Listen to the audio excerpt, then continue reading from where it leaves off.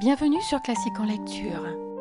Oh, Maman de Louis Le Mercier de Neuville, lu par Christiane Joanne. Ah, bien non, ce n'est pas amusant d'être petite fille. Il faut être trop sage. J'aimerais bien mieux être petit garçon. On court, on va, on vient, on fait le diable, et personne ne vous dit rien.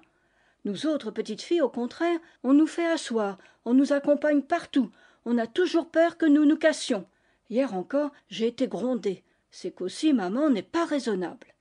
Il faisait un temps superbe. J'étais allée dans le jardin, et Dieu sait si je m'en donnais tellement que je ne m'aperçus pas que le temps s'était couvert et qu'il tombait des gouttes de pluie. Au milieu de mes courses, j'entendis tout à coup la voix de ma mère qui m'appelait. Allons, Joséphine, rentre, mon enfant, il va pleuvoir. Oh, maman, je t'assure que non. Mais si, tu vas être toute mouillée. Oh, maman, c'est que je m'amuse si bien. Allons, voyons, Joséphine, veux-tu m'obéir? Rentre, je le veux. Oh, maman. Il a fallu rentrer et ne pas répliquer, parce que maman est sévère. Tout le monde lui dit qu'elle nous élève très bien, alors elle en abuse. Moi, je n'étais pas contente, je me suis mise à bouder. C'est une habitude que j'ai. Quand on ne fait pas ce que je veux, je boude. Ça me réussit quelquefois. Mais avec maman, jamais.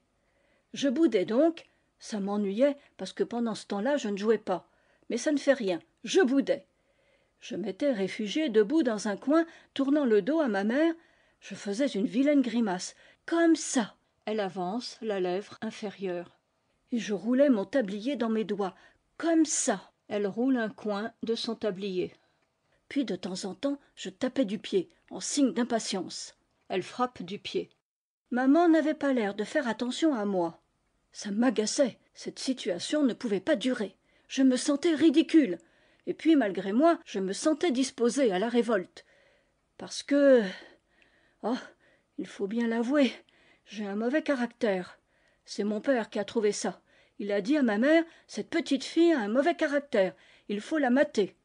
J'étais toujours debout dans un coin, ça me paraissait long, j'avais envie de pleurer, mais je me retins. Enfin ma mère se décida à parler. Joséphine, viens près de moi, mon enfant. Non, je ne veux pas. À peine eus-je dit ces vilains mots que je m'en repentis, mais c'était parti malgré moi. Ma mère ne me passe rien. C'est bien, me dit-elle, puisque tu aimes ce coin-là, tu y resteras toute la journée. Oh, maman. Et on t'y apportera ton dîner, du pain sec. Oh, maman. Et tu te coucheras tout de suite après. Oh, maman. Voilà comment j'ai été traitée. Oui, je suis restée toute la journée debout dans un coin. J'ai mangé mon pain sec et je me suis couchée à 7 heures.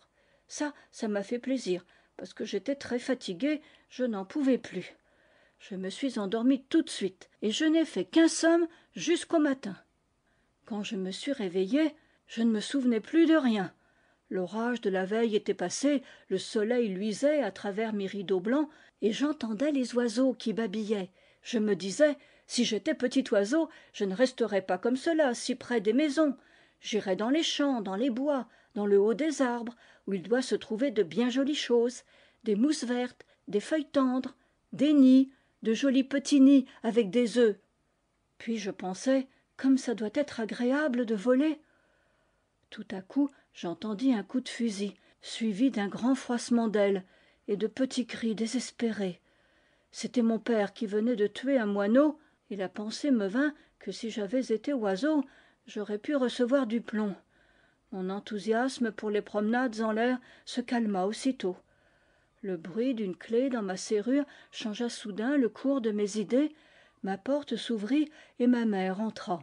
Je me rappelai immédiatement tout ce qui s'était passé la veille, et ne sachant pas dans quelle disposition était ma mère, je fis semblant de dormir. Écoutez, je veux être franche. Si ma mère avait été encore sévère, je me connais, j'aurais encore boudé. Mais heureusement, elle ne le fut pas. Elle fut même trop bonne. Elle s'approcha doucement de mon lit et m'embrassa. J'entr'ouvris les yeux et je vis sa belle figure souriante qui me regardait avec amour. Eh bien, méchant enfant, me dit-elle, sais-tu que tu m'as fait beaucoup de peine hier? Oh, maman, je n'en ai pas pu dîner. Oh, maman, j'ai eu l'idée de venir te trouver mais ton père n'a pas voulu, et ça m'a fait bien du chagrin. Oh, maman! C'est que je t'aime bien.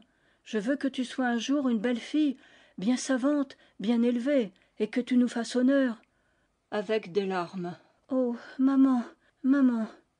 Allons, ne pleure pas, mon enfant, tout est oublié. Tu ne le feras plus, dis. Oh, maman! » Alors je me suis levée en embrassant ma mère, et vraiment peinée d'avoir été si mauvaise, je me suis bien promis de ne l'être plus. Et pourtant, tout à l'heure encore, j'étais de mauvaise humeur, parce que, comme le temps est incertain, la promenade que nous avions projetée n'aura pas lieu. Mais je vais faire attention à moi. C'est que je l'aime bien malgré tout, ma bonne mère, et je ne veux pas lui faire du chagrin. Si elle allait ne plus m'aimer, oh non, je veux qu'elle m'aime toujours. N'est-ce pas que tu m'aimeras toujours? Oh, maman, ma bonne maman. Classique en lecture vous remercie pour votre écoute. Si cette vidéo vous a plu, vous pouvez la partager. Vous pouvez aussi aider la chaîne à se développer. Pour cela, n'hésitez pas à liker, vous abonner et activer la cloche des notifications pour être prévenu lorsque je sors une nouvelle vidéo de lecture. Vous pouvez également me donner vos impressions dans les commentaires. À très vite sur Classique en lecture.